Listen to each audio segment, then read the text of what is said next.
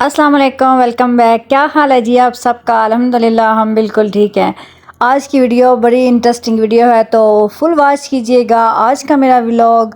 तो चलें जी स्टार्ट कर लेते हैं। यहाँ सबसे पहले तो आज मैंने अपना ये कूलर निकलवाना था क्योंकि गर्मियाँ हो गई हैं स्टार्ट। तो इसलिए जो पहला होता है ना, तकरीबन ये मई और जून का मंथ, ये कूलर जो है ना उससे अच्छा निकल जाता है। उसके बाद फिर एसी का सीज़न आता है। तो बस कूलर जो था ना वो बेचारा हुआ पड़ा था ख़राब। उसकी हालत आप देख रहे हैं, क्योंकि हमने पहले लिया हुआ था, ये पहले लिया था मतलब यूज़ किया काफ़ी अर्सा, फिर प्लास्टिक का न्यू लिया। तो वो जैसे नई चीज़ आती है ना, थोड़ा शौक़ चढ़ा, 2-3 साल उसको यूज़ किया है, लेकिन वो कोई किसी काम का नहीं है। तो लास्ट ईयर हमने इरादा कर लिया था कि नेक्स्ट ईयर अपने इस कूलर को ही दोबारा से ठीक करना है। वैसे ये ठीक था, लास्ट ईयर हमने इसको बाइसिन में रख के ना यूज़ किया था। मतलब ये था कि रफ, लेकिन अंदर रखना हो तो फिर थोड़ा सा इसको ठीक हालत इसकी बेहतर करनी थी। तो बस आज उसी लिए भी मैंने वो निकलवाया उसको सारा। तो मैंने कहा कि पेंट घर में आपको पता है पेंट का काम चाह रहा था, तो मैंने पेंट जो बच गए थे ना उनको मिलाया, मिक्स वगैरह कर लिया। मैंने कहा जो भी कलर बनता है हेल्पर को दिया, मैंने कहा आप पेंट करो, कुछ मैंने खुद किया। उसके बाद मुझे काम थे तो मैंने कहा मैं किचन में चलती हूँ। किचन में आई हूँ तो मुझे बनाना था केक। लास्ट वीडियो मैंने आपके साथ शेयर की थी कि मेरी बर्थडे थी, तो गेस्ट आ गए थे, इसलिए फिर मैंने बच्चों को कहा था कि आपको इंशाल्लाह केक खिलाऊंगी तो अपनी बर्थडे का। तो लेकिन ये कुछ दिनों के बाद, मतलब जब थोड़ा सा रिलैक्स हो गई तो यहाँ जी मैं बना रही हूँ स्क्वायर पैन के अंदर केक। और 3 अंडों से मैंने इसका बैटर बनाना है। 3 अंडों और चीनी को मैंने यहाँ पे कर लिया है जी बीट। और उसके बाद आप इसके अंदर मैदा शामिल कर लेते हैं और इसको फोल्ड करके, और प्यार प्यार से फोल्ड करना है, क्योंकि ज़्यादा तेज़ से हम इसको फोल्ड करें ना तो ये फिर हमारा जो बैटर है ये बैठ जाता है, तो ये फूलता नहीं है। इसलिए इस बात का ख़ास ख्याल रखना होता है। तो इसको मैं डाल के पैन के अंदर, तो इसको रखती हूँ जी बेक होने के लिए, क्योंकि अभी मुझे बहुत ज़्यादा काम है, सारा दिन मेरा बहुत बिजी होने वाला है। इतने में मैंने कहा चले मैं क्रीम को बीट कर लेती हूँ। क्रीम को ऑलरेडी मैंने निकाल के रखा हुआ था, तो यहाँ पे क्रीम को जी मैंने कर लिया है बीट। और बस ये आखिरी स्टेज पे ये इसको बीट करके मैं रख दूँगी फ्रिज के अंदर, क्योंकि केक उनको बेक होने में टाइम है। और यहाँ मैं आ गई हूँ बाहर, क्योंकि ये जो हमारी क्यारी है इसकी ईंटें जो है ना, इसको भी मैंने कहा है पेंट जो बचा हुआ है ना वो कर देती हूँ। मौसम बड़ा प्यारा था, कल हुई है बारिश और ठंडी हवाएं चल रही थी, इसलिए धूप में भी काम करने का कोई इशू फील नहीं हो रहा था। तो यहाँ जी मैं ये देखें रेड कलर ही पड़ा हुआ था, इसके अंदर थोड़ा सा येलो भी पड़ा हुआ था, तो मैंने वो भी मिक्स किया। लेकिन फिर भी ये रेड जो है ना वो रेड का रेड ही रहा, मतलब उसको असर को नहीं हुआ। तो मैंने कहा चलें जी रेड ही कर लेते हैं। तो ईंटों को सुबह सारा फ़र्श जब धोए थे तो मैंने सारे ईंटों को अच्छी तरह एक दफ़ा वॉश करवाया था, धुलवाया था, क्योंकि इसके ऊपर अगर मिट्टी होती है तो फिर ये पेंट सही से नहीं होते। तो मैंने अपने हेल्पर को कहा, मैंने कहा चले रेड वाला पार्ट मैं करती जाती हूँ, वो ज़्यादा है तो अंदर थोड़ा सा येलो लेके आप करती जाओ। येलो ज़रा थोड़ा था क्योंकि उसको मैंने मिक्स कर दिया था रेड के अंदर, तो इसलिए वो भी पतला पतला ही था, तो थोड़ी तरह सही से ना वो पेंट नहीं हो रहा था। खैर जी जैसे कैसे भी था कर दिया मैंने। उसके बाद जी बस हेल्पर ने कहा जी थोड़ा सा मुझे दे, मैं थोड़ी डिज़ाइनिंग करूँ, तो वो लग गई।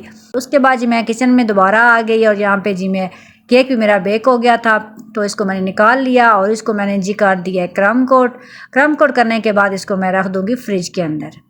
और यहाँ जी मुझे बनाने थे चिकन नगेट्स, क्योंकि ख़त्म हुए पड़े थे, तो जब अचानक से ऑर्डर आ जाए तो फिर देना पड़ जाते हैं, इसलिए लास्ट पड़े हुए थे जो, तो वो मेरे चला गया था ऑर्डर। इसलिए आज फिर मैंने कल से ब्रेड मंगाई हुई थी, लेकिन बिज़ी थी तो बना नहीं सके। तो चिकन नगेट्स की रेसिपी मैंने कहा चले साथ साथ मैं आपको बताती चलती हूँ। यहाँ पे तकरीबन जी 700-750 ग्राम मैंने चिकन लिया है बोनलेस, और सीने का कोशिश करें आप ले लें। उसके अंदर आपने 6 ब्रेड शामिल कर लेनी है छोटे वाली, अगर बड़ी हैं तो वो आप 4 डाल लें। वो डालने के बाद आप काली मिर्च 1 चम्मच भर के, सब्ज़ मिर्च 4 से 5 चम्मच, नमक 1 चम्मच, और उसके बाद चिकन पाउडर और जिंजर और गार्लिक का पाउडर जो होता है वो भी आपने डाल के उसको अच्छी तरह चॉपर के अंदर सारी चीज़ों को बीट कर लेना है। थोड़ा थोड़ा करके पहले आप चिकन को बीट कर लें, चॉप कर लें, उसके बाद ब्रेड को कर लें, और बस उसके बाद ये आपने इसके बना लेने हैं नगेट्स। और अंडों के अंदर पहले मैदे में फोल्ड करना है उनको, और उसके बाद आपने इसको अंडे में डालना है। अंडे के बाद आपने इसको ब्रेड क्रम्स के अंदर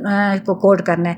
इस तरीके से वो ज़रा क्रिस्पी बन जाते हैं। तो जब फ्रीज़ हो जाएं तो फिर आपने इनको निकाल के तो आपने रख लेने हैं जी किसी भी आप पैकेज के अंदर, शॉपर के अंदर, डिब्बे के अंदर डाल के रख लें। जब आपने यूज़ करने हो आप कर सकते हैं। और बस यहाँ पे जी मैंने कूलर जो है ना वो हमारा पेंट हो गया था, सूख गया था, और उसके बाद इसके जो साइडों वाले होते हैं वो हमने सारे जो है ना वो नए लगवाए थे, और उसके बाद ये बिल्कुल लुक इसकी चेंज ही हो गया, ऐसे लग रहा था ना बिल्कुल न्यू है। और यहाँ मैं रूम में आ गई थोड़ी देर, मैंने कहा चले रेस्ट करते हैं, बच्चे अभी स्कूल ही थे तो मैं फ्री थी ना, तो मैंने कहा चले नमाज का टाइम है, नमाज पढ़ते हैं। पप्पो भी यहाँ नमाज पढ़ रही थी। और मानो हमारी माशाल्लाह जो है ना वो सर्दियों में भी हमारे पास होती है और गर्मियों में भी। आप देख रहे हैं ना कूलर के आगे वो बड़े मज़े से, जब तक बच्चों ने नहीं आना ना इस चरपाई से उसने हिलने नहीं, जब बच्चे आ जाते हैं तो बच्चों को भी कोशिश होती है कि हम भी बस इस चरपाई के ऊपर ही सोएं। हालांकि पूरे रूम के अंदर ठंडी हवा होती है, लेकिन कहते हैं ना बच्चे बच्चे ही होते हैं। कूलर के आगे बैठी रहूं, बाद जी कर लेते हैं इस केक को डेकोरेट, और इसको डेकोरेट करते हुए मेरे माइंड में नहीं आया कि मेरा हाथ जो है ना वो कैमरे के आगे था, तो ऊपर से डेकोरेशन कर देती हूँ, तो मुझे समझ नहीं आ रही, तो मैंने देखा तो फिर मैंने इसको रुख जरा चेंज कर लिया। तो बस साइड बनाया तो बड़ा अच्छा लग रहा था, सभी को बड़ा अच्छा पसंद आया। पर्पल कलर में बनाया, लेकिन कैमरा जब ऊपर मैंने डेकोरेशन की तो कैमरा जो क्रीम है मेरे हाथ आ सारी कहीं ना कहीं यूज कर दूं कि बच ना जाए। बची क्रीम को दोबारा फ्रिज के अंदर रखना फिर वो ऐसे वेस्ट हो जाती है। मतलब फिर मैंने कहा आज मैंने कोशिश की है कि बीट इतनी की है कि जो सारी ना, क्योंकि मेरा दिल यही था कि बस जो क्रीम बनाई है ना वो सारी यूज कर दूं, रखनी ना पड़े। मुझे तो बड़ा अच्छा लग रहा था। बच्चों के लिए सरप्राइज था, बच्चों को मैंने नहीं बताया था कि केक मैंने किसके लिए बनाया है, वो पूछ रहे थे। मैंने कहा बस किसी के लिए है, उनके माइंड में यही था कि किसी और के लिए मामा बना रही है। और बस उसके बाद यहाँ पे हो गया शाम का टाइम, और आज बनाना था बच्चों के लिए पिज़्ज़ा, क्योंकि बच्चों बर्थडे का पिज़्ज़ा भी खाना है तो लेनी थी ना, इसलिए फिर मैंने उनसे प्रॉमिस भी किया बर्थडे की, तो फिर आज वो बच्चों को बना के देना था। और उसके लिए भी सारी मैंने तैयारी रेडी करवा ली थी, चीज़ वगैरह भी क्रश करवा के रख ली थी, चिकन भी रेडी था, सब्जियाँ वेजिटेबल रेडी। मेरे पास शिमला जो होती है मैं उसको फ्रीज करके रखती हूँ, किस टाइम के ऑर्डर आ जाए। नीचे फ्रिज में जो है ना वो ज़्यादा लंबे से तक रह नहीं सकती, ख़राब हो जाती हैं, तो मैं इनको स्टोर कर लेती हूँ। तो बस डो जो है ना वो दिन में मैंने बना के रख ली थी, और अब राइस हो गई थी, तो पहले मैंने सबसे पहले उसको पार्ट्स में कर लिया था कन्वर्ट, क्योंकि जितना जितने हिसाब से पिज़्ज़ा बनाना हो उस ग्राम से मैं फिर उसकी कटिंग कर लेती हूँ। तो बस साथ साथ जी फ्रेश पिज़्ज़ा बनाती गई और बच्चों को देती गई, क्योंकि ठंडा हो जाए फिर अच्छा नहीं लगता।